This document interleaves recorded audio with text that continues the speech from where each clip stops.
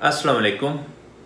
Actually मैं आज बात करना चाहता हूँ मंडी बहुद्दीन डिस्ट्रिक्ट पुलिस के बारे में। इस पे मैं काफ़ी दिन सोचता रहा कि बात करनी भी चाहिए कि नहीं करनी चाहिए, क्योंकि ये एक कंट्रोवर्शियल इशू है। तो काफ़ी दिन सोचने के बाद मैंने प्रोग्राम बनाया कि इस पे बात करनी चाहिए। एक तो उसके पीछे बेसिक रीज़न ये थी कि हमारे बहुत सारे ओवरसीज़ पाकिस्तानी जो हैं वो इस पे अपना पॉइंट ऑफ व्यू दे रहे हैं, और स्पेशली वो कोई एक NGO रजिस्टर करवाना चाहते हैं, नॉन प्रॉफिट ऑर्गेनाइजेशन, जो स्पेशली मंडी बहुद्दीन के लोग जो फॉरेन में हैं उनके कोई राइट्स को प्रोटेक्ट करने के लिए। और दूसरा, क्योंकि सोशल मीडिया पे एक मुहिम स्टार्ट है मंडी बहुद्दीन पुलिस के बारे में, और उसमें भी जो लोग हैं उनकी राय दो हिस्सों में तकसीम हुए। कुछ जो है वो डिस्ट्रिक्ट पुलिस की हमायत में बोल रहे हैं, और कुछ लोग जो हैं वो इसके खिलाफ बात कर रहे हैं। सो मैंने भी प्रोग्राम बनाया कि मुझे भी इस टॉपिक पे बात करनी चाहिए। तो मेरे दोस्तों, ये जो डिस्ट्रिक्ट पुलिस होती है वो ये एक दरख्त की मानद होती है,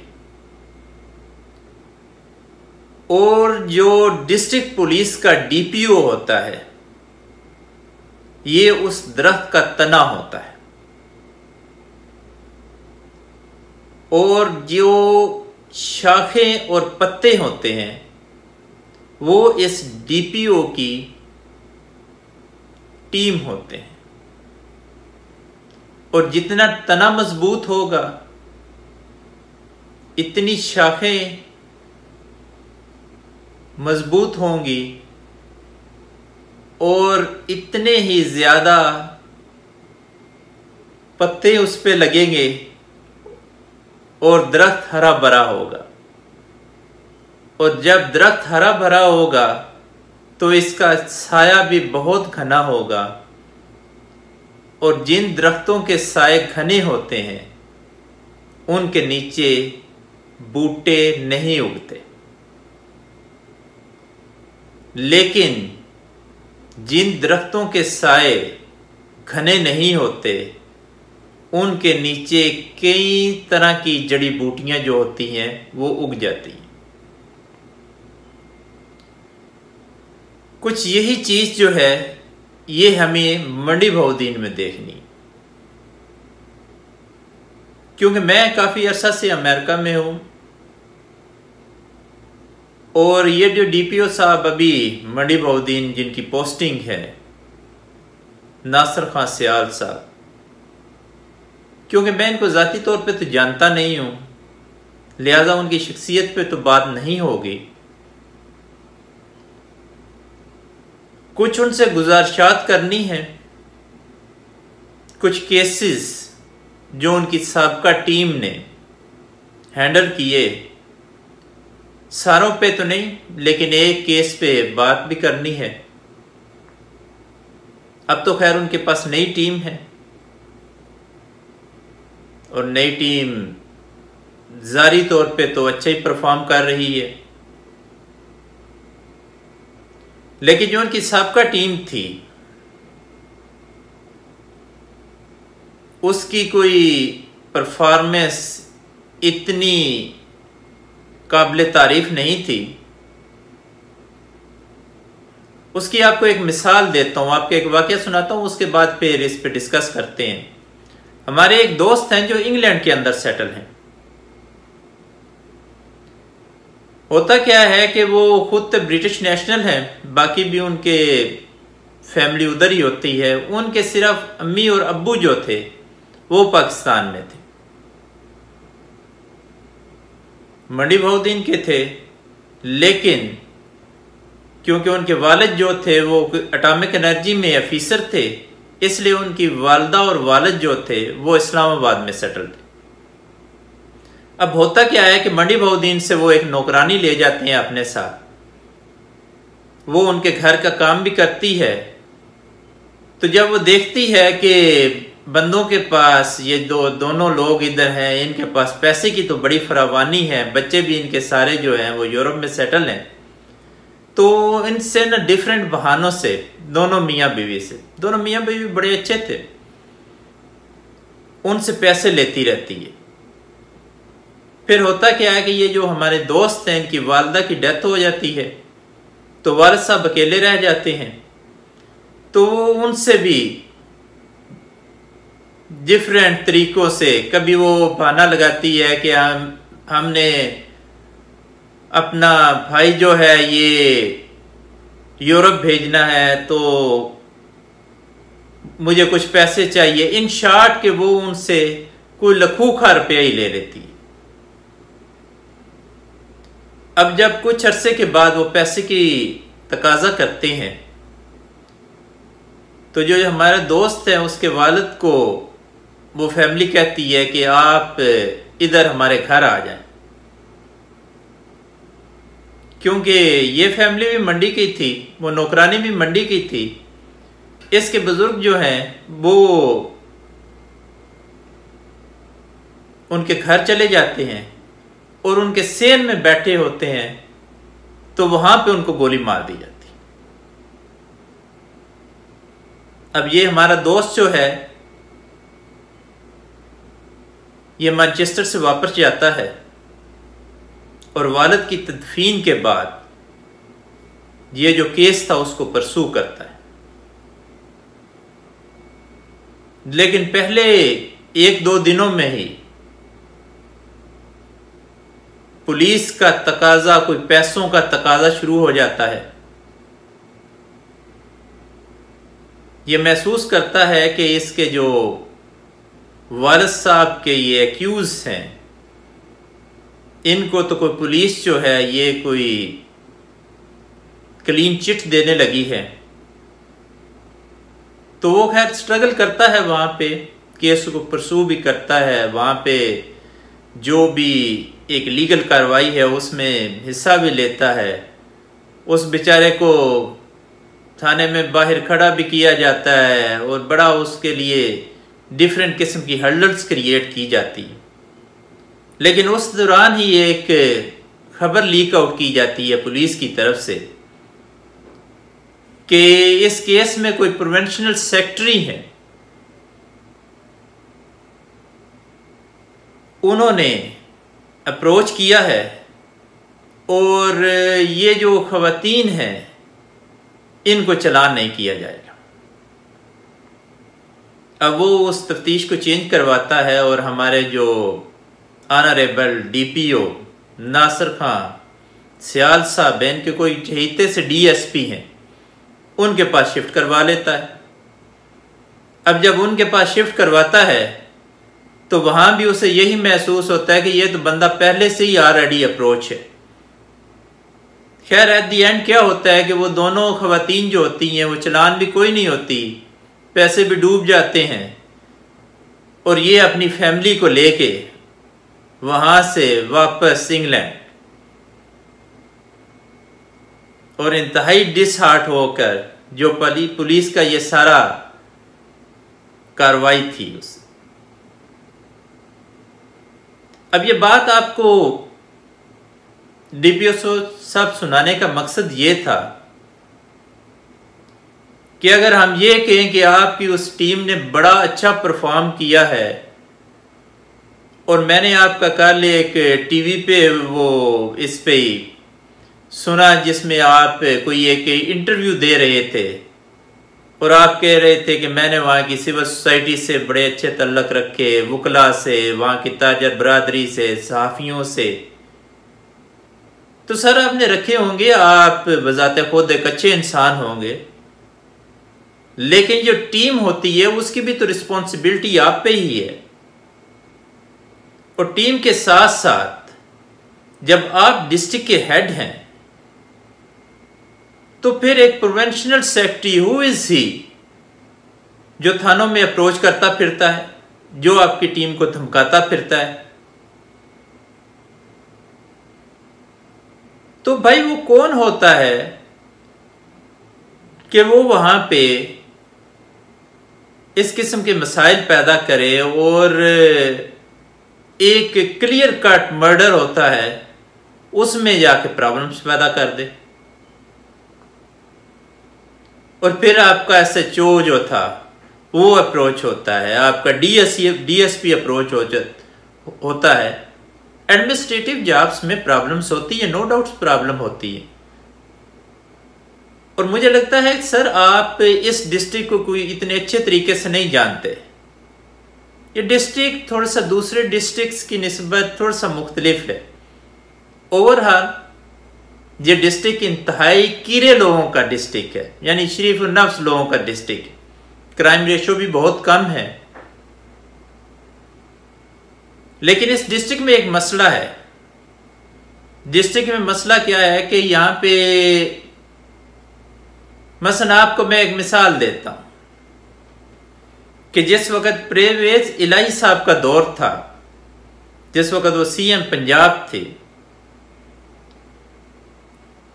तो इस डिस्ट्रिक्ट में होता इस तरह था कि यहां से कोई भी ऐरा गैरा नत्थू खैरा मुंह उठा के जाता था CM हाउस और वहां से ना डायरेक्टिव एक इशू करवा लाता था।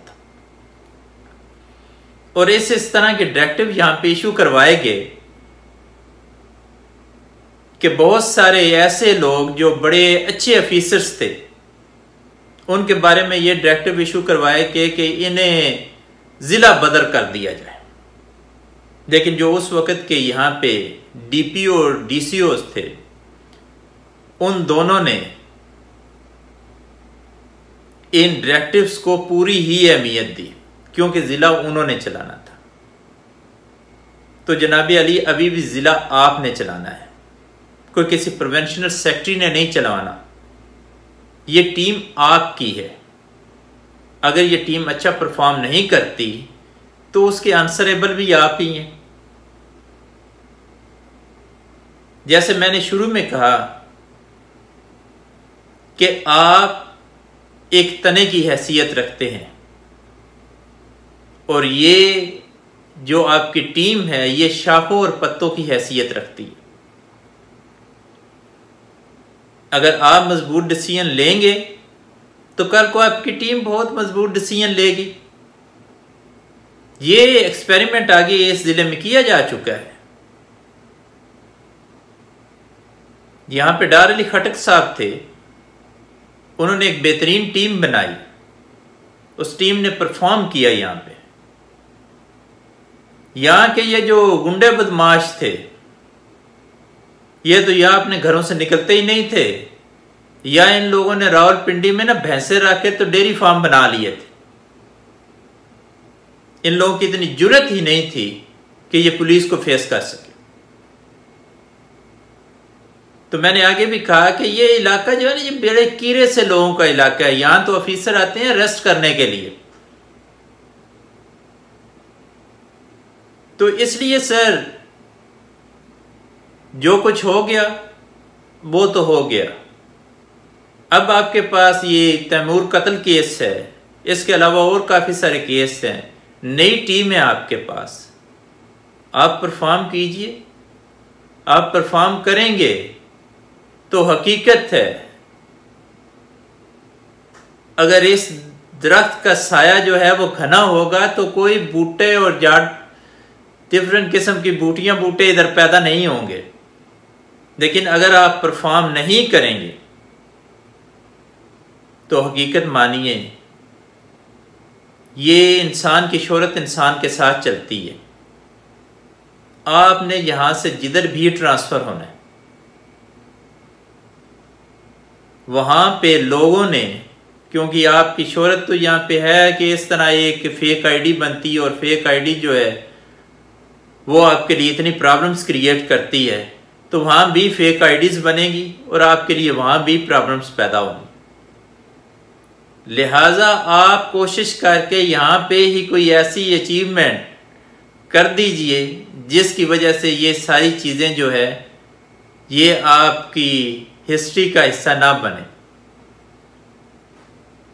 नहीं तो जिधर जिधर भी आप जाएंगे तो ये लोग जो है वो आपस में इसको डिस्कस करते हैं। और स्पेशली अभी पता भी चल चुका है लोगों को कि पाकिस्तान से बैठकर आईडी जो हैं वो इस तरह ट्रेस नहीं होती, तो ये तो आए दिन आईडीज़ बनेगी, आए दिन प्रॉब्लम्स बनेगी। तो इससे बेहतर नहीं है कि आप अपने SHOs को कहें कि मुझे रिजल्ट चाहिए, तो आप देखें कि ये कैसे रिजल्ट देते हैं। एक बेहतरीन टीम जो होती है ना सर, वो जब परफॉर्म कर रही हो तो उसका हेड जो होता है वो वैसे ही बड़ा रिलैक्स होता है, लेकिन अगर टीम परफॉर्म ना कर रही हो तो हेड जो होता है वो सबसे ज़्यादा परेशान होता है। मुझे नहीं पता, क्योंकि मैं आपको पर्सनली तौर पे नहीं जानता कि आप कितने मजबूत असाब के मालिक हैं, लेकिन मुझे ये पता है कि अगर आपके SHOs अच्छा परफॉर्म करें तो स्पेशली मंडी बहुद्दीन डिस्ट्रिक्ट के अंदर क्राइम रेट को नीचे लाना कोई मुश्किल है ही नहीं। यहां पे लोगों को उंगलियों पे गिना जा सकता है कि ये लोग प्रॉब्लमेटिक है। अगर सिर्फ आप उनको ही कंट्रोल कर लें तब भी यहां पे क्राइम रेशो जो है वो नीचे आ जाता है। बाकी आपके पास एक बड़ा मेन इस वक्त केस है, ये तैमूर कत्ल केस। इसमें भी आपकी परफॉर्मेंस देखनी पड़ेगी, क्योंकि इसमें मैं सिर्फ कोई जिम्मेदार आपको नहीं ठहराता। हमारी ओवरऑल जो मंडी बहुद्दीन डिस्ट्रिक्ट है, इसने ही कोशिश नहीं की, इसके जितने भी सरकर्दा लोग हैं उन्होंने कोई इस किस्म की परफॉर्मेंस दिखाई नहीं है जिस तरह ज़ैनब कत्ल केस में उस डिस्ट्रिक्ट के लोगों ने दिखाई। इन्होंने दो बयान दे के बस वहां पे ख़त्म होगी बात। इसको कोई ऐसा केस बनाया ही नहीं है कि इसको हुकूमत जो है या सूबाई हुकूमत कम अज़ कम कोई अहमियत दे। लेकिन एक डिस्ट्रिक्ट के हेड होने के नाते आपकी ये जिम्मेदारी बनती है कि आप इसमें बेस्ट परफॉर्मेंस दें, आप अपनी टीम को स्ट्रेंथन करें। आप इनको स्ट्रेंथन करें तो ये बहुत अच्छा परफॉर्म करेगी, क्योंकि ये यंग लोग हैं, इनमें थ्रिल है, ये कुछ करना चाहते हैं। लेकिन शाखें तब ही कर सकती हैं जब तना मजबूत हो। जब इनको प्रोवेंशनल सेक्रेटरीज फोन करके ऊपर से कहें कि तुम ये कर दो, तुम वो कर दो, तो अभी यंग लोग हैं वो थ्रेट हो जाएंगे। तो उसमें आपने इनको, और पंजाबी चाहते ना थापड़ा दे के रखना है। जिन पुत्र नूं प्यो थापड़ा देवे ना तो फिर उसने बेशक जिदे नाल मर्जी कुला लो। आप भी इस वक्त जो है पुलिस के हेड हैं डिस्ट्रिक्ट के, आप भी इनके बाप की हैसियत रखते हैं। आप इनको एक दफ़ा थापड़ा दे के तो देखें, फिर इनकी परफॉर्मेंस देखें। तो ये कुछ बातें थी जो आपके साथ करनी थी और कुछ अपने दोस्तों के साथ शेयर करनी थी। अल्लाह हाफिज़।